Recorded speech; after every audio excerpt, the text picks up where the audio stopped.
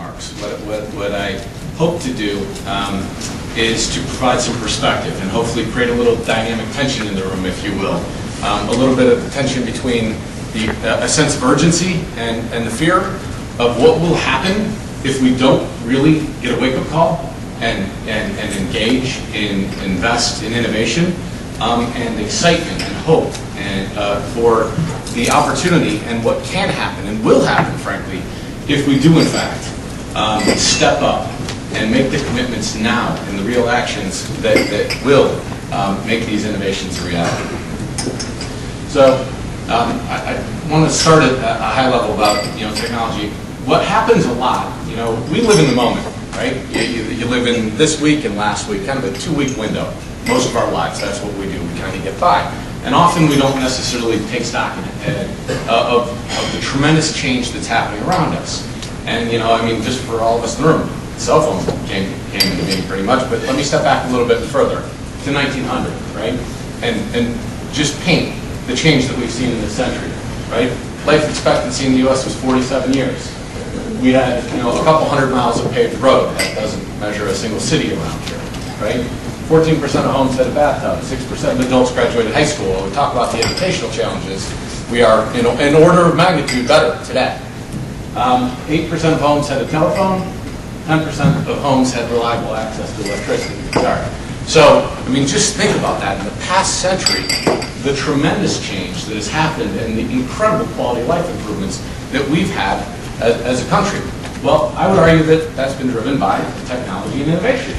And, one of the things that you see, so that paints a 100-year picture.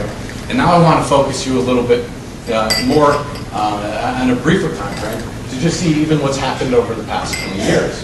And what you've seen is new waves of technology innovation, whether that be the semiconductor revolution, human and ag biotech revolution, software, internet, B2B, B2C, Web 2.0, whatever you want to call it.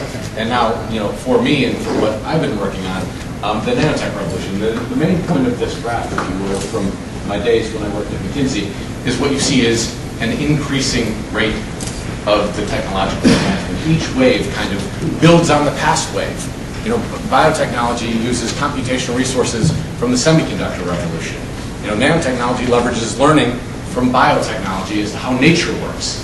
And so what we're seeing is an acceleration, if you will, in our understanding of technology. And there's also the human capital factor. One of the things we don't appreciate is, there's some crazy stat, I don't know exactly what it is, 20% of people who have ever lived are alive today because we're living longer and because of population growth.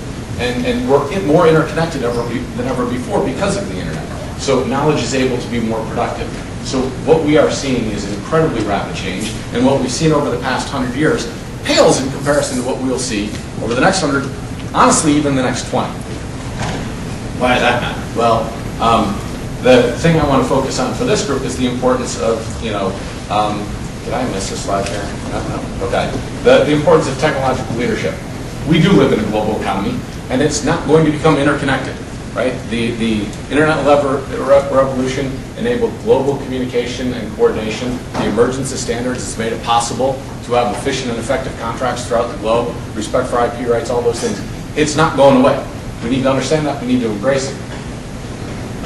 The truth of the matter is, wages are dramatically higher here in the U.S. And to date, a lot of the impact's been felt by manufacturing workers who, quote, low-skilled jobs have been offshored. I don't know that I agree that they're necessarily low-skilled jobs. I will tell you that I believe that, all those that think they're in the high-skilled community and that are free from this competition are kidding themselves. Knowledge jobs are going to be every bit as global, if not more global, than manufacturing jobs.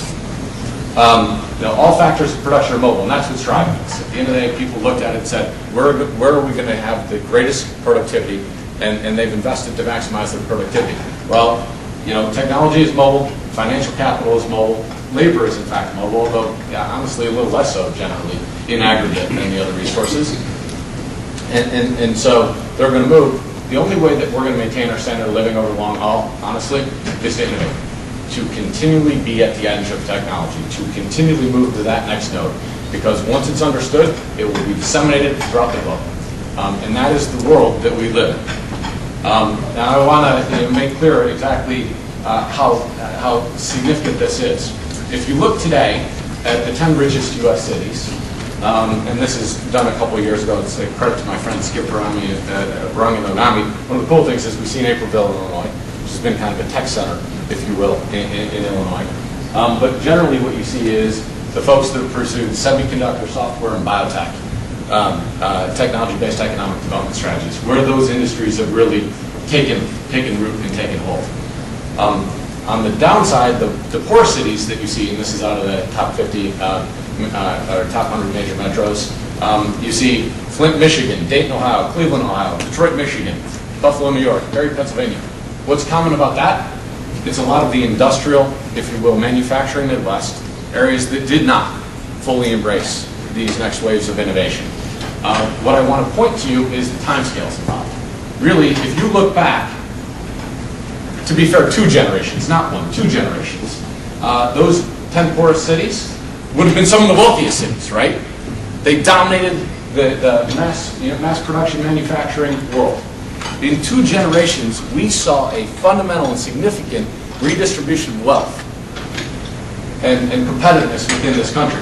And I run a national association. I'm worried about happening at a national level, because the same way that these emerging technologies are disruptive for an individual business and enable a startup to potentially conquer an incumbent, you see Amgen rise.